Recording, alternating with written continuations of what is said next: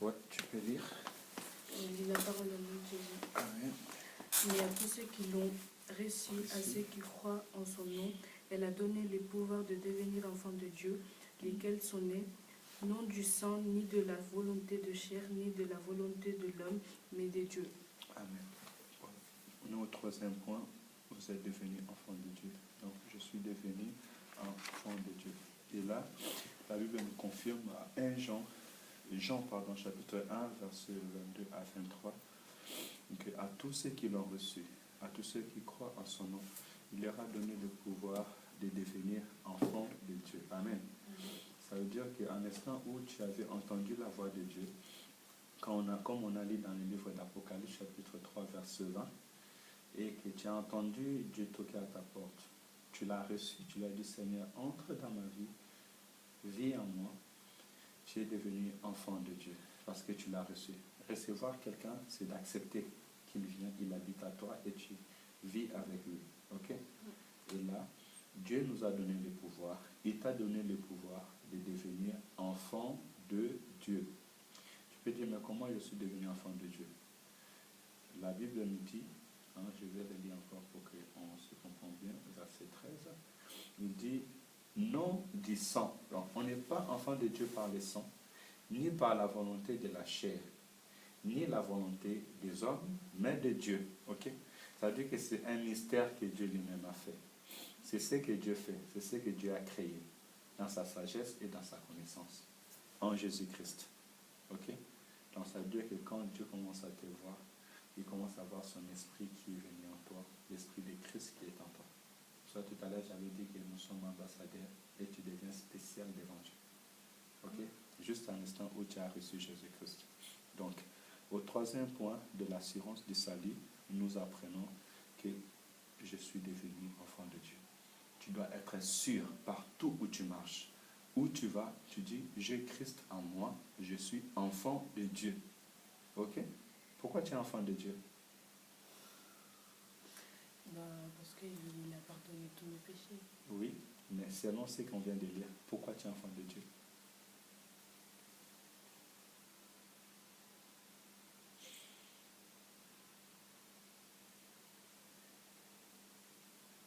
Parce que je l'ai accepté dans ma vie. Gloire à Dieu. Alors, je te pose encore la question pour une autre formule. Comment devient-on enfant de Dieu? En l'acceptant dans notre vie. Ok. Est-ce que tous tes amis sont enfants de Dieu? Non. Pourquoi? Parce qu'ils n'ont pas encore reçu. Gloire à Dieu, c'est très bien. Tu vois, ça nous donne plus de bien. Parce qu'il y a des gens, tout le monde dit, oh, tous on est enfants de Dieu. Non. Tous on est créateurs de Dieu. Mais on devient enfant de Dieu lorsqu'on accepte Jésus-Christ dans notre corps, dans notre cœur, comme notre Seigneur et Sauveur. Gloire à Dieu. Tu écris.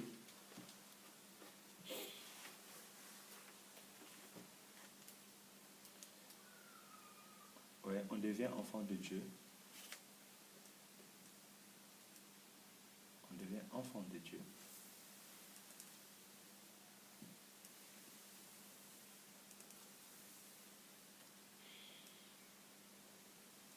En recevant Jésus-Christ et en croyant en son nom.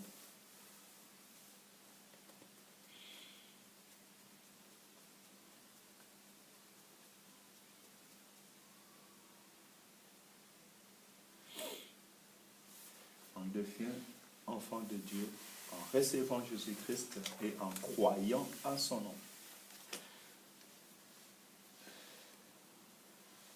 Ça, c'est ton assurance du salut et notre assurance du salut. Ok. Et deuxième point.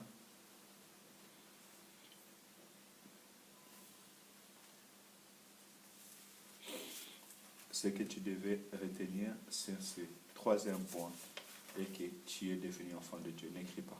Ok.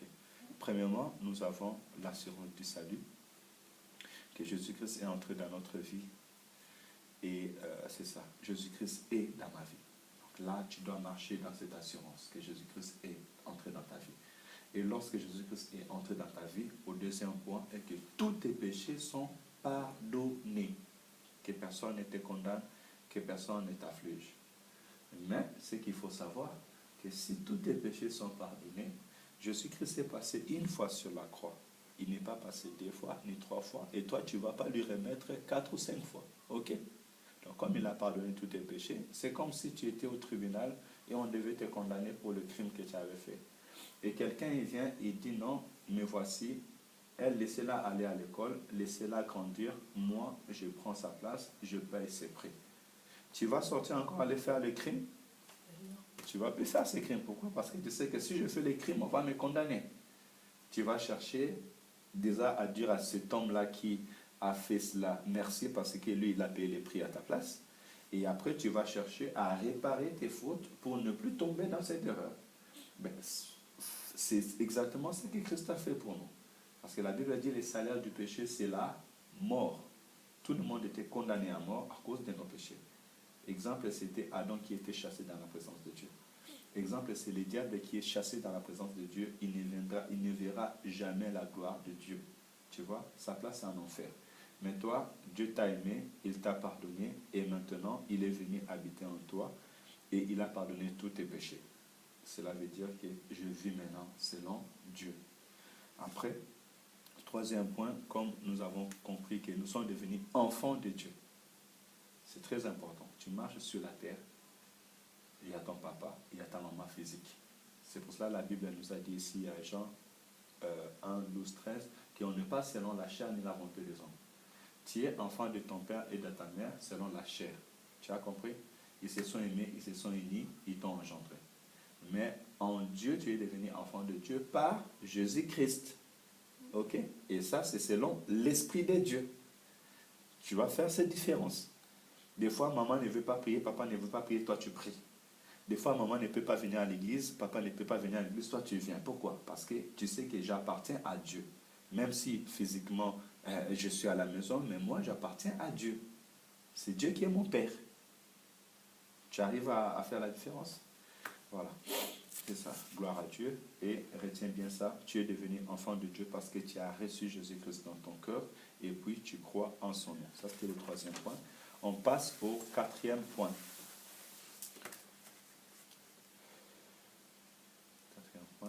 J'ai la vie éternelle.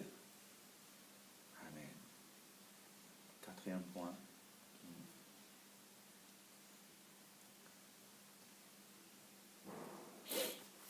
J'ai la vie éternelle. Donc, tu dois t'assurer et être dans cette assurance que tu as la vie éternelle en Jésus-Christ. N'écris pas. Ça, c'est quatrième point. Donc, tu as la vie éternelle en Jésus-Christ. Pourquoi la vie éternelle? Actuellement, tu as la vie. Est-ce que notre vie sur cette terre, elle est éternelle? Non. Non. On sait que sur la terre, on est comme le pèlerin qui passe, comme Israël qui est passé dans le désert. Au bout de 40 ans, il devait entrer à Canaan. Ok? C'est un passage. Mais en Jésus-Christ, nous avons la vie éternelle. Ce qui veut dire vivre éternellement, spirituellement. Comme Jésus-Christ, il était mort, ressuscité et aujourd'hui, il vit pour l'éternité. Nous aussi en Jésus-Christ, nous avons reçu cette vie-là, mais par Jésus-Christ. Ça, tu dois être assuré en Jésus-Christ, que tu meurs aujourd'hui ou que tu ne meurs pas jusqu'à ce que tu verras ta gloire. Sache que moi, j'ai la vie éternelle, je serai à la présence de Dieu, je verrai Dieu. Ok? Un jour, même si tu meurs, un jour, le jour du Seigneur, tu reviendras à la vie et tu verras le Seigneur des Seigneurs. Ça, c'est ton assurance tout simplement parce que tu as reçu Jésus dans ta vie comme ton sauveur et Seigneur. On peut le lire dans 1 Jean chapitre 5, versets 11 à 13. 1 Jean. 1 Jean, donc c'est presque au fin du Nouveau Testament. 1 Jean. 1 Jean.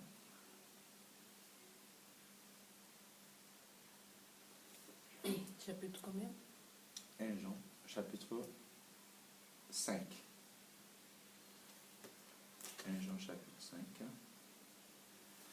À partir du verset 11. Verset 11 à verset 13.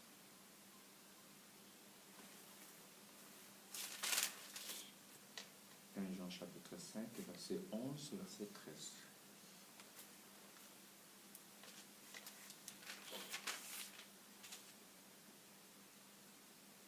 Là, tu es sur chapitre 1. Ça, c'est Jean. 1 Jean. 1 Jean, regarde. Ça, c'est Jean. Pas pareil. Non, c'est pas pareil. Ça, c'est Jean. l'évangile des Jean. Et 1 Jean, ça commence avec 1. Et ça finit par Jean. Ok? Ici, c'est à la fin. Bon, après, quand on prendra la méditation biblique, tu vois, 1 Jean. Parce que Jean, il a écrit plusieurs livres, c'est pour cela. 1 Jean chapitre 5. Donc, on est au chapitre 5 et tu cherches le verset 13. Mais tu commences par 11 et 13.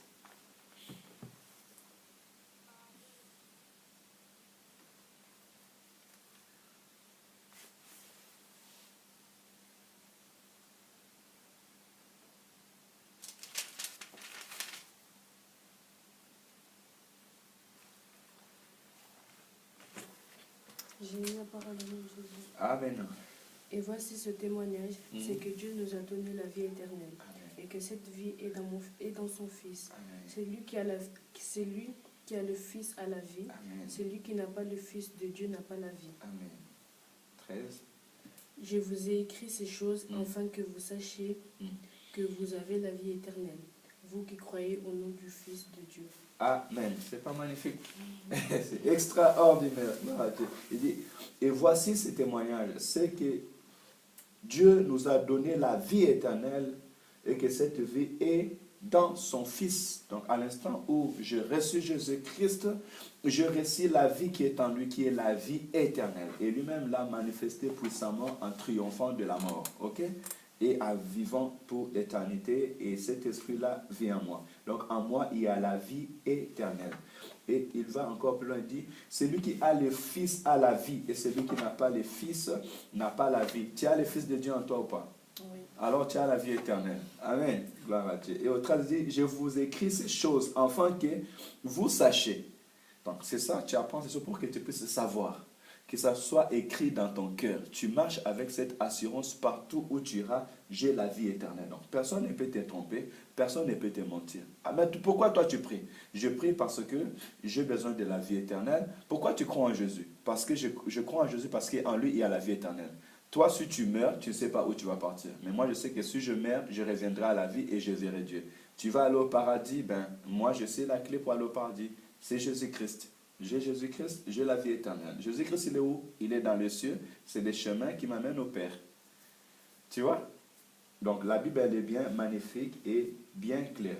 Au 13, si on continue, afin que vous sachiez que vous avez la vie éternelle, vous qui croyez au nom du Fils de Dieu. Amen. Gloire à Dieu. C'est tellement si simple, tellement magnifique qu'il ne faut même pas trop expliquer, mais c'est tout simplement à venir nous rassurer. Donc, ces versets, c'est vraiment un verset à retenir. 1 Jean chapitre 5, 11 à 13. Maintenant, je te pose la question avant qu'on puisse sauter. Comment une personne reçoit-elle la vie éternelle? Comment une personne reçoit-elle la vie éternelle?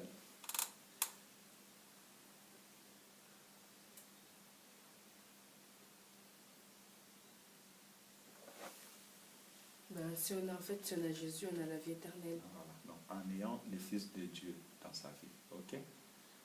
Dans le verset 11, on dit bien.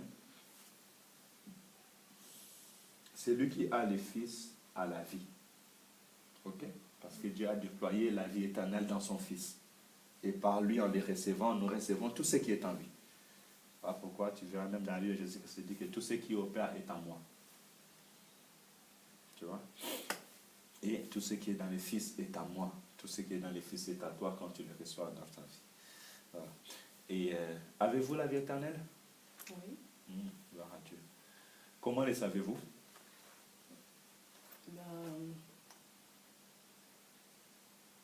Si j'ai le Fils de Dieu, j'ai la vie éternelle. Tu me dis, si j'ai le Fils de Dieu, j'ai la vie éternelle. C'est une condition. Enfin, j'ai le Fils de Dieu, donc j'ai la vie éternelle. Amen. Voilà. Donc, tu as le Fils de Dieu en toi, tu as la vie éternelle. Voilà. Écrit.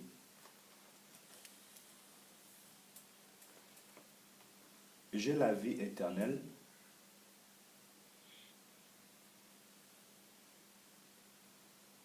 parce que j'ai reçu Jésus-Christ dans ma vie.